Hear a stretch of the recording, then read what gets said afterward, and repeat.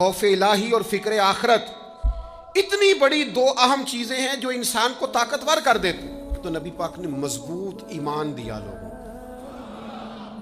وبالآخرۃ ہم یوقنون، آخرت پر ان کا یقین کامل بنا دیا. مرنا ہے، اللہ کے حضور حاضر ہونا ہے، زندگی عارضی ہے. والآخرۃ خیر وابقیٰ، آخرت بہتر ہے اور ہمیشہ رہنے والی ہے.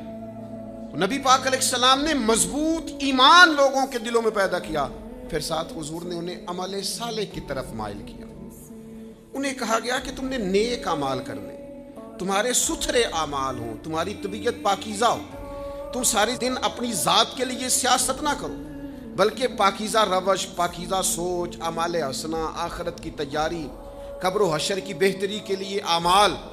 اور تیسرا، نبی پاک علیہ الصلوۃ والسلام نے لوگوں کے دلوں میں خوف الہی پیدا کر دیا.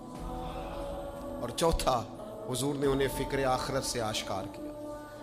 ان کو اپنے گھر کی، بچوں کی، روزی کی، رزق کی، مستقبل کی اتنی فکر نہیں تھی جتنی اپنی آخرت کی فکر تھی. خوف الہی اور فکر آخرت اتنی بڑی دو اہم چیزیں ہیں جو انسان کو طاقتور کر دیتی. خوف الہی اور فکر آخرت اتنی بڑی دو اہم چیزیں ہیں جو انسان کو طاقتور کر دیتی. اور اگر یہ دونوں چیزیں موجود نہ ہوں تو بڑے دینی کام کرنے والے بھی دنیا دار ہوتے ہیں. بہت سارے لوگ ہیں دین کا لیبل لگایا ہوتا ہے، دینی کام کر رہے ہوتے ہیں، لیکن اس کی بالکل اوٹ کے اندر چھپ کر وہ ساری دنیا داری کر رہے ہوتے ہیں. ان سے تو کئی دنیا دار اچھے ہوتے ہیں جن کے پاس لباس تو مذہب کا نہیں ہوتا، لیکن ان کا باطن سارا کا سارا اللہ رسول سے جڑا ہوا ہوتا ہے. تو ایک تو مضبوط ایمان، دوسرا اعمال حسنہ، تیسرا خوف الہی، چوتھا فکر آخرت. یہ نبی پاک علیہ السلام نے لوگوں کے دلوں کے اندر ودیت کر دی چیزیں. من عمل صالحا من ذکر او انثی فہو مؤمن فلنحیینہ حیاتا طیبہ.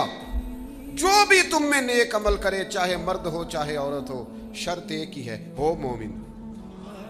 فلنحیینہ حیاتا طیبہ، رب کہتا ہے ہم اسے پاکیزہ زندگی عطا فرما دیں گے.